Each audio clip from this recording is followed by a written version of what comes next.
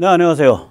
윤 대통령 석방 정말 감격스럽죠? 예, 참 감격스러운 그런 장면이었습니다. 그 인사하고 이런 거. 한류 끝판왕이 감옥에서 건져낸 우리 대통령, 이게 한류 끝판왕이 될 것 같습니다. 이게 이제 더 번져서 이제 우리 같은 많은 시민들이 자기 자신과 윤석열 대통령을 일체화시키고 있거든요. 그래서 내가 윤석열이다, 우리가 윤석열이다, 이런 느낌을 많이들 받아요. 이런 것들을 보면서 일본이 열광하고요, 독일이 엄숙해지고 있습니다. 그래서 왜 그런 현상이 벌어지나 오늘 그 같은 이야기를 좀 짚어보도록 하겠습니다. 우리나라의 대규모 집회의 특징은 폭동으로 번지지 않는다는 점에 있습니다. 이게 생각도 못할 일이죠. 뭐 미국이든 유럽이든 이 정도 집회가 붙으면 그 다음에 반드시 뭐 상점 약탈이나 불을 지른다든지 뭐 이런 일들이 벌어져요. 자동차를 뒤집어 엎는다든지. 우리는 이제 아무리 많이 모여도 폭동화되질 않죠. 그래서 이 외국인이 한국 탄핵 반대 시위를 보면 여기서 뭘 주장하고 왜 주장해, 이거 음미하기 전에 일단 그 규모에 질리고 그 다음에 그 질서와 평화스러움에 놀랍니다. 이것도 아마 관광상품화되어 있을 거예요, 사실은. 특히 이제 민노총의 요즘 시위 능력이 약화되어 있거든요. 이게 돈 때문에 그렇습니다. 윤석열 정부가 건폭을 박살내고, 노조 회계 공시가 안착되면서 민노총의 시위에 돈 쏟아붓는 루트가 다 막혔어요.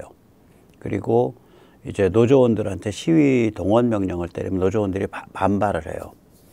그래서 민노총 시위에 대해서 이제 시중에 떠도는 말은, 민노총에서 시위가 붙으면은 수도권의 잠자리가 다 멈춘다. 잠자리는 이제 타워 크레인이죠. 이 타워 크레인은 명목은 건설 노조로 들어있는데 사실은 거기가 이제 노동자라기보다는 한 명 한 명이 사업자잖아요, 타워 크레인은. 그런데 이제 건설 현장에 타워 크레인을 설치할 수 있냐 없냐를 민노총이 투쟁을 해줬잖아요. 그걸 건폭이라 그러잖아요. 그래서 이제 사업권을 따주는, 노조를 통해서 사업권을 따니까 위에서 오다가 떨어지면 이제 잠자리가 쫙 멈추면서 전부 이제 현장으로 오죠. 돈 싸들고. 그래서 좀 악명이 있습니다. 이 건폭이, 이 건설노조 쪽이. 사실은 우리가 일상적으로 보는 그런 노동자라기보다는 한 명 한 명이 중장비 사업자예요. 어떻게 보면. 예. 이 민노총 시위대는 이제 폭력성뿐 아니라 지저분한 것으로 악명이 좀 있죠. 예, 폭력 시위로 파손 탈취 장비가, 경찰 장비가 이제 3억 8천이다. 이게 이제 박근혜 정부 중반에 민노총이랑 대판 붙었을 때 나온 얘기예요. 예를 들어 어느 지방 도시에서는 이게 전주네요. 예, 노조원이 시청 홀인지 시청 현관 앞인지 엉덩이 까고 대변을 배설한 사건도 있었어요. 그리고 이 서울 이 시내 중심가에 이렇게 민노총 옛날 시위버스 오면 초특급의 관광버스로 오죠. 예, 대절해서 돈을 쏟아 부으니까. 이 양반들이 이제 시위 끝나고 이제 자기 이제 근무지 쪽으로 돌아가야 되잖아. 근데 이 남정네들이 예를 들면 그게 정부청사에서 시위를 했다. 그러면 정부청사 담벼락에 쫙 서가지고 시원하게 이제 물건 내놓고 시원하게 이제 볼일 보시고 이제 버스 타요. 근데 아시다시피 정부청사 담벼락에 이렇게 숭숭숭숭 저기 철로 돼 있단 말이에요. 그래서 제가 그거 보면서, 야, 정부청사에서 근무하는 여직원들은 민망하겠다. 철 이 사이로 보일 텐데. 예, 이런 상식을 초월한 분들이 많았어요. 예, 민노총 쪽에서 시위 때. 근데 이분들이 요새 이제 시위를 잘 주도를 하거나 거기에 돈을 쏟아붓지 못하니까 저쪽에 힘이 쫙 빠져 있죠. 뭐 알몸 사건도 있습니다. 예, 뭐 스트립쇼도 하고, 예, 참 대단한. 예. 자, 그런데 이제 탄핵 반대 시위의 규모, 줄서, 평화에 놀라는 것은 약과입니다. 그 다음에 놀라는 것은, 야, 여기 왜 성조기가 왜 나와? 예, 이런 생각을 하게 돼요. 그래서, 야, 여기가 한미동맹 지지 세력이구나. 그리고 상대방은 그럼 한미동맹 반대 세력일 텐데, 상대방은 그러면 친중, 종중인 거야? 뭐 계엄에 반대하는 민주 세력이 아니라 친중, 종중 세력인 거야? 이런 걸 봤죠. 그래서 그때 고든창인가 시팩에서 연설할 때 여러분 한국 시위를 보면 한국의 윤석열 대통령 지지 시위를 보면 성조기가 등장합니다. 이런 얘기를 해요. 예. 그 의미가 뭐겠습니까? 하고 청중한테 묻는다고요. 이런 여러 가지 특징 때문에 K시위는 이제 한류 종결자, 한류 끝판왕이 돼가고 있습니다. 그 슈퍼스타는 당연히 윤 대통령이죠. 특히 윤 대통령의 출소 빗자루는 전 세계적으로 널리 퍼져 있죠. 이게 지금 일본 그 TV 방송국이거든요. 일본 반응이 굉장히 뜨거워요. 윤 대통령에 대해서. 그래서 오늘 왜 그런지 그 상황을 짚어보면 아 이게 한류 종결자 맞겠구나 이거를 느끼실 겁니다. 일본 사람들 대부분은 이제 지정학적 이유 때문에 윤 대통령을 지지합니다.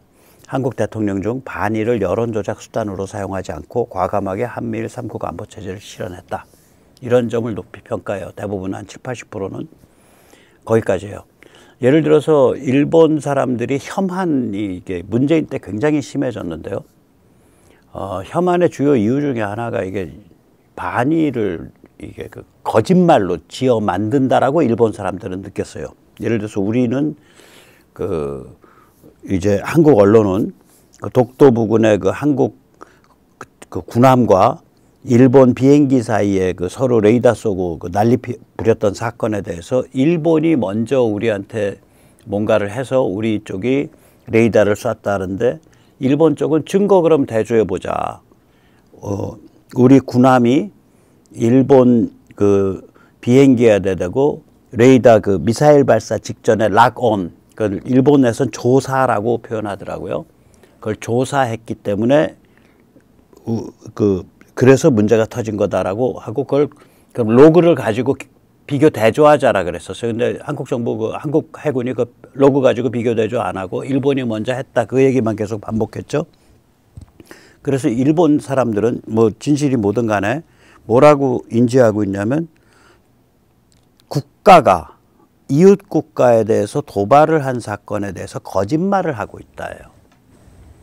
뭐 저런 생양아치가 어딨냐. 그래서 특히 혐한이 예를 들어서 그런 것들이 쌓여서 문재인 정부 때 혐한이 굉장히 심해졌죠. 그러다가 이제 윤 대통령 들면서 이 그 반의를 여론 조작으로 그 수단으로 삼질 않고 심지어는 저기 독도에 날아가는 걸 여론 조작 수단으로 삼았잖아요. MB조차도 MB도 그 수단으로 사용하지 않고 과감하게 한미일 3국 안보 체제를 실현했다는 점에서 높이 평가합니다. 예. 평소에 그래서 윤 대통령에 대한 컨셉이 좋아요. 근데 이제 그래서 이제 윤 대통령이 이번에 다시 이제 그 복귀하게 될 가능성이 생기니까 예, 그 굉장히 좋아합니다. 그래서 일본 사람들 입장에서는 예, 한미일 3국 안보 체제, 3국 협력 체제에 의해서 작게는 북한 도발을 억제할 수 있고 예, 크게는 중국에 대항할 수 있다. 그래서 일본이 좀 든든해졌다. 뭐 이런 생각을 하는 거예요. 그런 각도에서 윤석열 대통령에 대해서 굉장히 호의적이에요. 굉장히 호의적입니다. 일본 여론이. 근데 이제 그거보다 좀 더 깊은 속살이 있습니다. 한 전체 이제 그 댓글 반응 중에 한 10에서 20%는 훨씬 더 깊은 속살이에요. 오늘 그 같은 이야기를 좀 모시도록 하겠습니다. 먼저 세뇌 탈출 자유 구독료 부탁 말씀 좀 올립니다. 아시다시피 세뇌 탈출은 광고가 잘 붙지 않습니다. 붙더라도 천천히 붙는 경향이 있습니다. 도와주시면 보다 좋은 컨텐츠로 찾아뵙는데 커다란 힘이 되겠습니다. 감사합니다.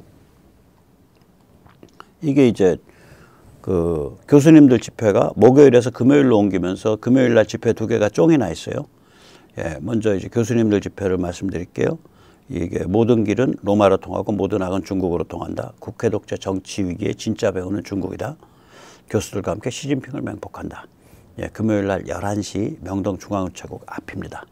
그리고 이제 다른 하나는 권영세를 비판을 하는 거죠. 지금 이제 국힘을 군기를 잡아야 되는데 권영세, 권성동, 오세훈 이런 자들이 생양아치 짓을 하니까 일단 비대위원장 권영세부터 좀 사랑의 매를 심하게 좀 쳐야겠죠. 권영세 지역구 사무실 삼각지역 5번 출구입니다. 예, 여기는 행진이 있고요. 이게 자유대한호국단에서 하는 건데 저는 원래 금요일에는 여기를 가던 거기 때문에 저는 금요일은 항상 이 집회를 갑니다. 그래서 여기 명동 집회는 뭐 연설 잘 하시는 교수님들 많이 나오시고 그러니까 저는 그래서 금요일 집회 가니까 혹시 제 얼굴 보시고 싶으신 분은 이 집회 오십시오. 다시 이제 일본 얘기로 좀 돌아가겠습니다. 이런 지정학적 판단, 안보적 판단 말고 윤 대통령을 깊게 이해하고 지지하는 사람들이 있습니다. 일본인들 중에. 요새 이제 그런 현상이 나타나요. 한편으로는 윤 대통령의 결기와 진정성을 존경하고 다른 한편으로는 그 같은 지도자를 배출하고 보호하는 한국인들을 존경해요. 이런 현상이 있어요. 그래서 제가 좀 옮겨드리겠습니다. 제가 이걸 이제 유튜브 자동 번역 걸은 건데요.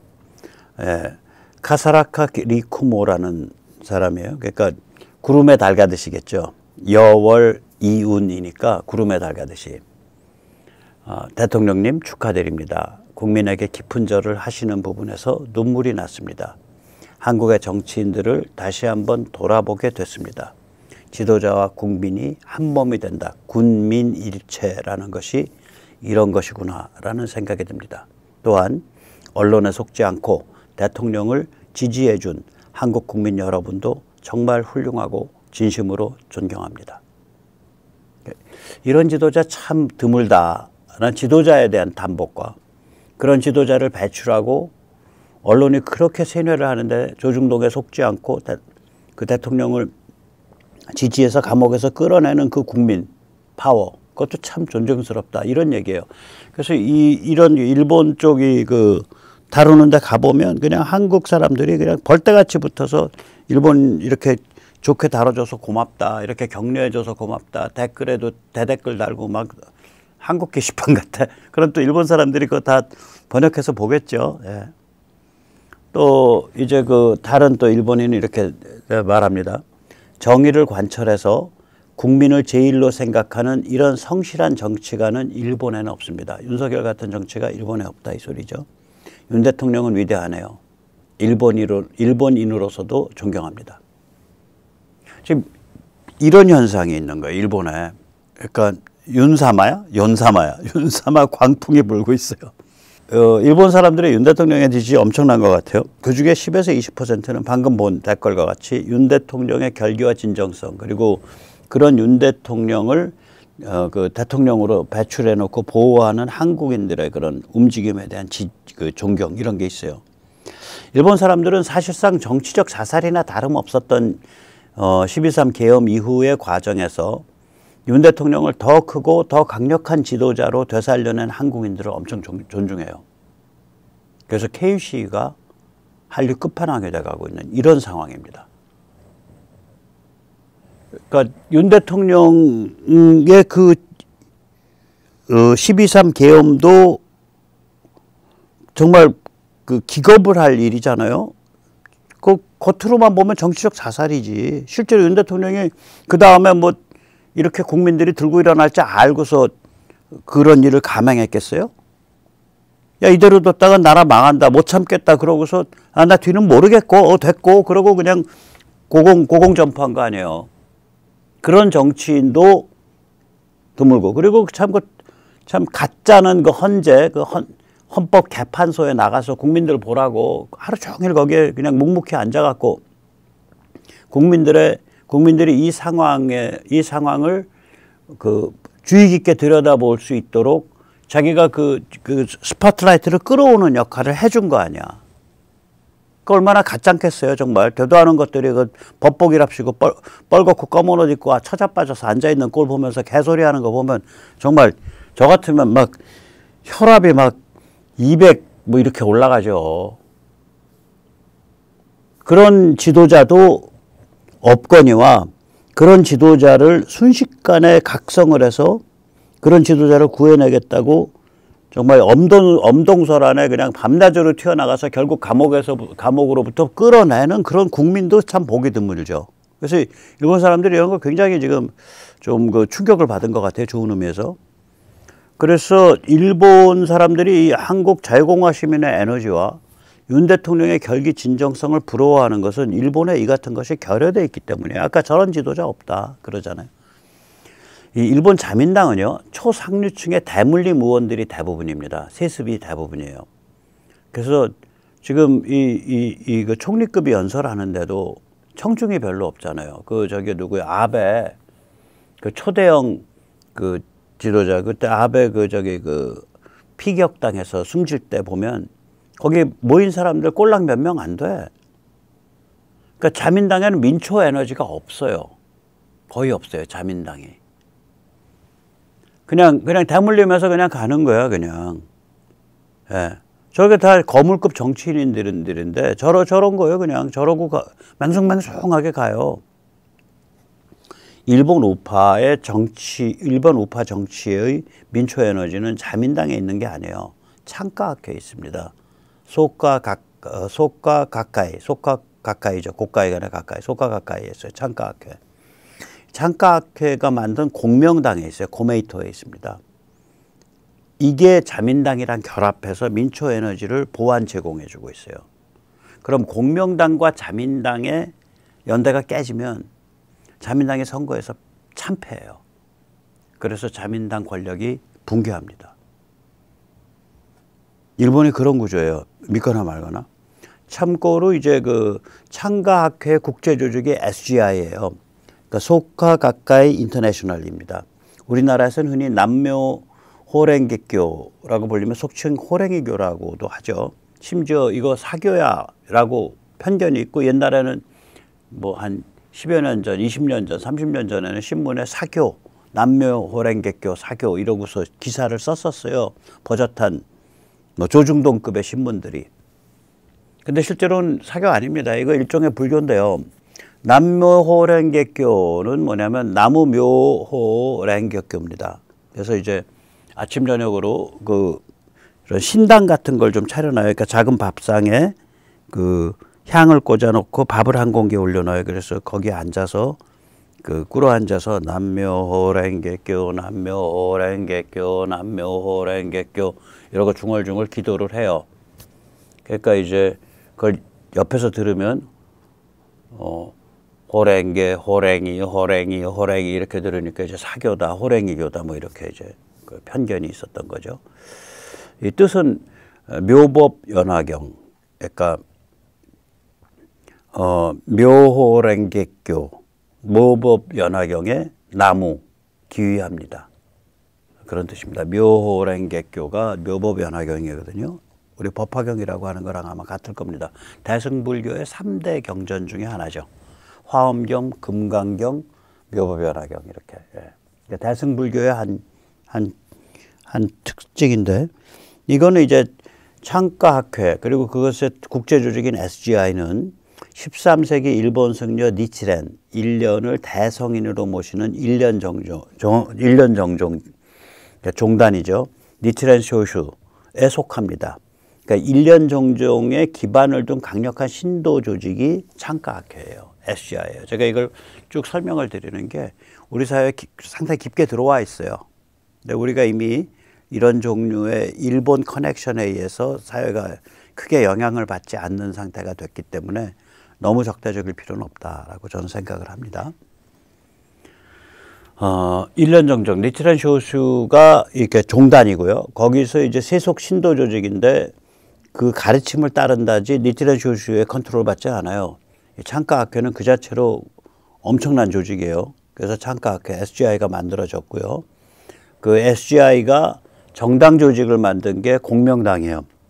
그러니까 소수파 민초정당이에요. 이게 민초 에너지를 갖고 있어요. 당연히 밑에 그 신도 기반이 있으니까.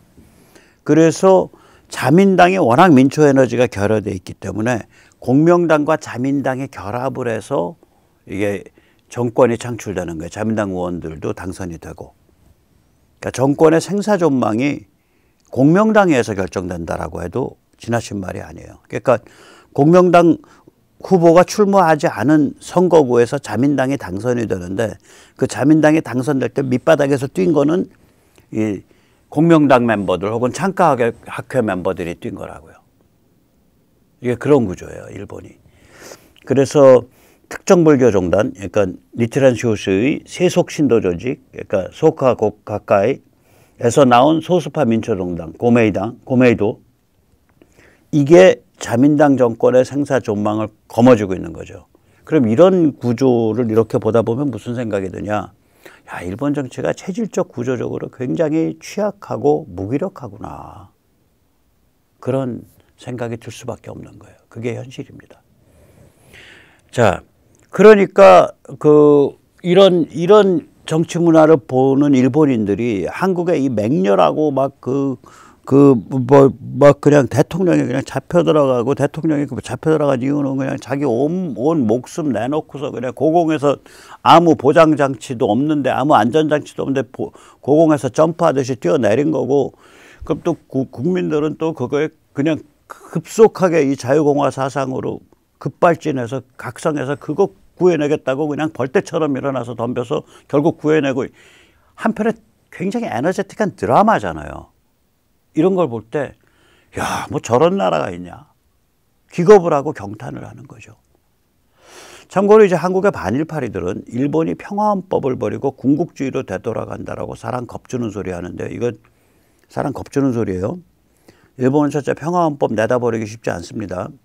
일본 국민들의 절대 다수, 특히 공명당이 헌법이 지속되기를 원하기 때문에 그래요. 그리고 자민당이 공명당을 내치면 자민당은 폭망합니다. 네. 그냥 겉으로 보는 의석수가 문제가 아니라, 공명당이 모든 선거구에 다 출마하는 건 아닌데, 자민당 자기 후보가 없는 자민당 쪽 선거구에서 자민당 운동을 해준다고요, 공명당이. 둘째, 이게 굉장히 우리가 일본을 냉정하게 볼 때 이렇게 봐야 돼요. 평화헌법이 바뀌어도 군국주의 침략 국가로 변질할 가능성이 매우 낮습니다. 일본 국민들이요, 내심에 그 자민당 쪽으로 이어지고 있는 이제 일본 초상류층에 대한 불신을 갖고 있어요. 국가와 그들이 만들어 온 국가, 또 그들이란 존재에 대한 내심의 불신이 있습니다. 그걸 표현을 안 해서 그렇지. 그러니까 이 일본의 초상류층이 메이지 이후 태평양 전쟁까지, 제2차 대전의 이쪽 태평양 사이드의 정식 명칭은 제2차 대전이 아니고 태평양 전쟁입니다. 태평양 전쟁까지 이자들이 자신들의 분재라고 쓰고 우리말로 옮기면 분수 혹은 사리분별이에요. 분자이를 망각하고 일본인을 기만했다라고 느껴요, 내심에서는. 그런 게 있다고요, 내심에. 왜 그러냐면, 결국은 되도 않는 전쟁으로 애국심, 신토 신앙 이걸로 사람들을 동원을 해서 되도 않는 전쟁으로 홀려가지고 끌고 들어가서 원자탄까지 맞은 거 아니야. 그러니까 일본인의 관념에서 보면 분자이를 어기고 날뛰는 거는, 이건 용서가 안 되는 짐승도 아주 악질 짐승이에요. 그러니까 일본인의 무의식 속에는 이 자민당으로 이어지는 초상류층을 일종의 짐승으로 보는 마음이 있다고요. 아주 경계해야 되는 짐승.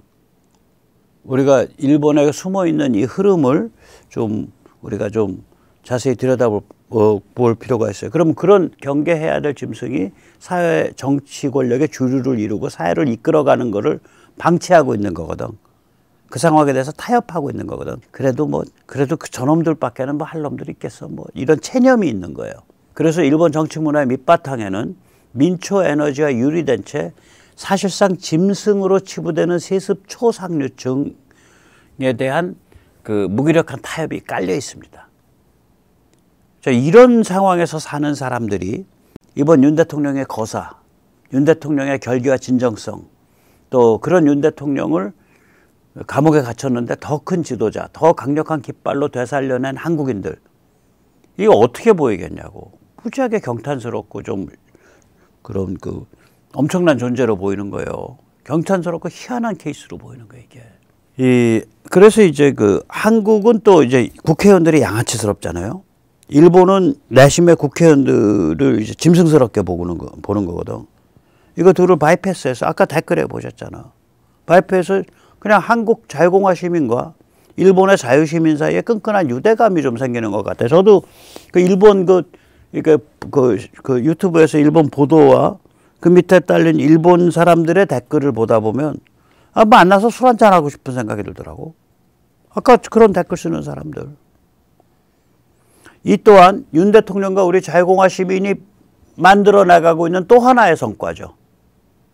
그래 됐고 여의도 것들 치워. 너희 뒤에 국회라는 것들 너희 치우고 우리끼리 만나가지고 소주를 먹든 사케를 먹든 한잔 하자. 이렇게 되는 거지. 됐고 걔들은 됐고 너희는 걔들 그 사실 까면 걔들 짐승인 거 너희 알잖아. 여기는 우리 양아치인 거 알아. 걔들 됐고 이렇게 되는 거죠. 예. 게다가 서방 선진국 중 가장 심각한 지금 정치 분열을 겪고 있는 나라가 독일이거든요. 여기도 윤 대통령과 자유공화 시민이 빚어내고 있는 그 말하자면은 그 거대한 정치혁명 드라마에 주목을 하고 있어요. 독일이. 독일 국영방송 DW가 매우 냉정하고 균형 잡힌 심층 보도를 내보냈습니다. 이 한국의 좌빨스러운 자들이 이 DW에 항의를 했다 그래요. 독일어로, 영어로. 그래서 전해지는 말로는 DW 유튜브에서 아무튼 현상은 뭐냐면 이 동영상이 사라져 있어요. 네, 계엄령 옹호 영상, 독일 이게 공영방송에 지금 사라져 있습니다. 그런데 다행히 카페 모카라는 님이, 예, 카페 모카라는 님이 전체 분량을 쿨하게 번역을 해서 올려놓으셨어요. 한 20여 분 좀 넘는데 제가 시간이 없어서 허락은 못 얻고 그분의 그 번역 자막을 사용을 한 고스란히 그대로, 예, 한 1분 44초, 한 100초 정도 사용을 합니다. 그분 그 아래 글에는 제가 사용하겠다고 했고요. 혹시 이게 전체 분량 다 보셔도 괜찮아요. 그러니까 이 카페 모카 카페 모카 이분의 그 채널 그 링크가 제 아래 거기에 걸려 있으니까 가셔서 한 번씩들 보세요. 저도 이거 봤어요. 좋아요. 예, 그 첫머리입니다. 한번 직접 들어보시죠. Südkorea. Eine junge, reiche Demokratie mit rund 52 Millionen Einwohnern. Ein Land in Ostasien, das bislang nach außen hin stabil wirkte. Doch hinter der glamourösen Fassade brodelt die größte politische Staatskrise seit Ende des Koreakrieges. 한국 전쟁 이후 최대의 정치적 위기가 진행되고 있다. 제가 이게 제2.6.25라 그랬잖아요. 제2.6.25 진행되고 있다 이 소리예요 지금.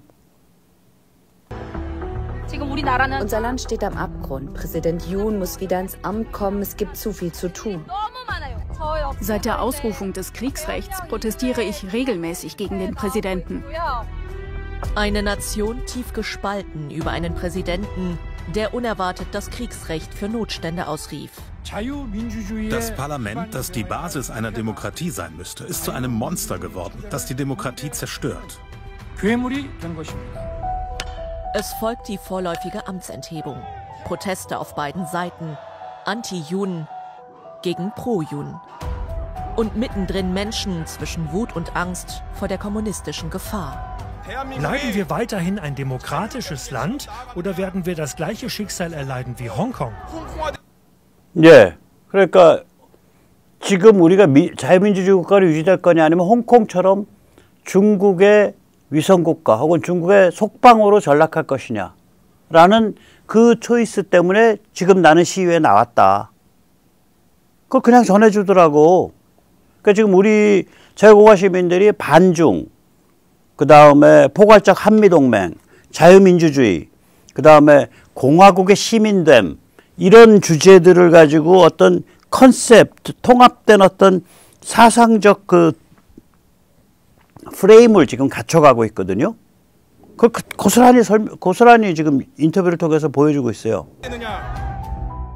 Spiegelt sich in der südkoreanischen Staatskrise ein Machtkampf zwischen den USA, China. 예, 그러니까 한국 상황, 이게 한국 상황일 뿐만 아니라 미국, 중국이 다 뒤에 배경에 있는 거다. Und Nordkorea wieder? Global betrachtet sind Südkorea und die koreanische Halbinsel ein Ort des strategischen Wettbewerbs zwischen der freien Welt und den totalitären Regimen. Wir konkurrieren um Einfluss in Seoul.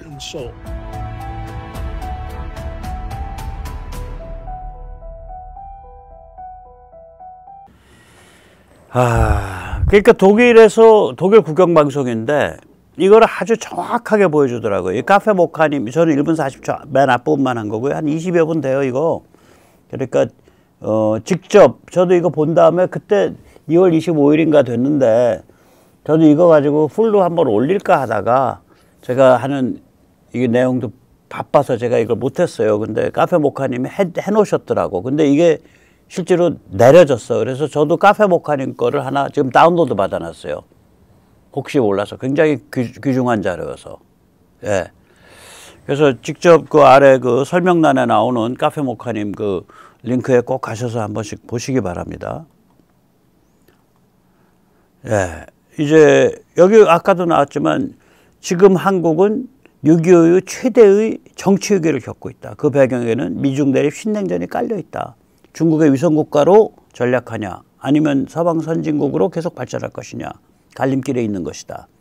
이런 얘기가 아까 나오잖아. 데이비드 맥스웰 얘기도 있고 인터뷰도 있고. 데이비드 맥스웰은 제가 항상 인용하는, 이 사람은 제가 항상 인용하는 사람이고요. VOA 같은 데 잘 나오죠. 이 독일이 왜 이렇게 우리를 제대로 볼 수밖에 없냐, 또 보려고 노력하냐. 예, 이게 독일이 매우 심각한 정치 위기를 겪고 있기 때문에 지금 한국의 이런 정치 위기 진행이 남일 같지 않을 거예요. 그래서 그렇다고 저는 봅니다. 독일은 첫째 이제 친러냐 반러냐 지정학적 위기를 겪었죠. 러시아 간첩과 다름없던 앙겔라 메르켈의 친러 노선이 우크라 전쟁으로 파산했죠. 예, 그리고 이제 그 이후에 강성우파 독일 대한당, 네, Alternative für Deutsch인가 그래요. 도이칠란트. 예, 그러니까 그러니까 영어로 말하면 Alternative for Germany. 그러니까 독일 대한당이 급성장했습니다. AfD가. 그래서 AfD는 지난 2월 선거에서 무려 20.8%를 얻어서 제2당이 됐어요. 제1당인 CDU, CSU, 여기 이제 CDU가 기본이고 CDU의 바바리아 지방인가 어디가 이름이 CSU로 이름이 좀 다를 뿐인데 CDU가 기독교 민주당, 예, 거기가 28.5% 일당이고요. 올라프 숄츠의 사회당이죠. 사회당. SPD 여기가 16.4%. 그러니까 제2당 된 거예요. AfD가 요번에 2월달 선거에서. AfD는 이때까지 독일 정치 지형에선 존재하지 않았던 그냥 그 마지널했던 존재, 주변부적인 존재거든요. 아주 극단적인 반EU. 독일이 EU의 오난데 EU 때려치자는 입장인데 얼마나 극단적이에요. 또 강경한 반이민 정책을 표방을 하죠. 그래서 독일 최대의 정치 위기가 지금 진행되고 있습니다. 그래서 독일 대한당은 지난 2월 선거에서 20.8%를 얻어서 제2당이 됐고요. 이게 지금 사진이 뮌헨에서 그 자동차로 들이받아갖고 사람 다치고 죽고 뭐 이런 사건이에요. AfD는 극단적인 반이유, 강경한 반이민 정책 표방하는데요. 독일에서는 최근 여기저기서 자생적 테러 공격들이 일어나요. 그러니까 독일 정치의 최대 위기인데, 예, 윤 대통령 석방을 다룬 AP 보도에 붙은 이제 독일 사람으로 보여져요. 그 사람의 답글을 하나 소개합니다. 한국인들은 도대체 어떻게 이토록 에너지가 넘칠 수 있을까? 이곳 독일에서는 이런 광경은 절대로 볼 수 없다. Why are they so energetic? You'd never see something like this in Germany. 네. 윤 대통령은 BTS 보유국, 블랙핑크 보유국, 삼성전자 보유국의 국가 원수로서 전 세계 거의 모든 나라에서 가장 귀한 손님 대접을 받으며 돌아다녔죠. 그냥 그렇게만 살았다면 임기를 무사히 우아하게 마쳤을 겁니다. 본인도 그런 소회를 담화문이나 또 헌재연설에서도 계속 그런 얘기를 했죠. 그런데 123 계엄이라는 사실상의 정치적 자살에 해당하는 거사를 감행한 거예요. 낙하산도 없이 안전망도 안 깔려 있는데 고공에서 그냥 뛴 거죠. 왜 뛰었을까요? 거기 본인 그 헌재연설에서 잘 드러나잖아. 이대로 가면 나야 우아하게 임기를 마치겠지만 나라는 서서히 가열되는 냄비 속의 개구리처럼 망할 거다. 이 생각에 내가 도저히 참을 수가 없었다. 그걸 절절히 얘기하잖아, 헌재연설에서. 자, 어떤 한 나라의 그 권력의 정점에 간 대통령이라는 존재가 달코 다른 정치꾼인데 보통은 그런 존재가 그냥 임기 중에 사실상의 정치적 자살에 해당하는 그런 어떤 그 선택을 해서 아무 지금 안전장치도 없고 아무 낙하산도 없는데 고공에서 그냥 점프를 해? 야, 뭐 그런 대통령이 나오냐, 그 나라는. 외국은 그렇게 받아들인다고, 외국 사람들은. 저도 그렇게 받아들이니까, 저도 놀랐으니까. 우리도 다 감격한 거 아니야. 그런데다가 윤 대통령이 고공에서 자유낙하를 시작하자 갑자기 수많은 한국인들이 급속 각성 진화를 했죠.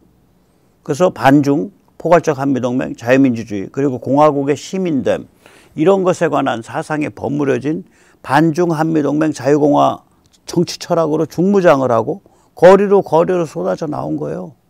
그리고 마침내 윤 대통령을 감옥에서 구해냈단 말이에요.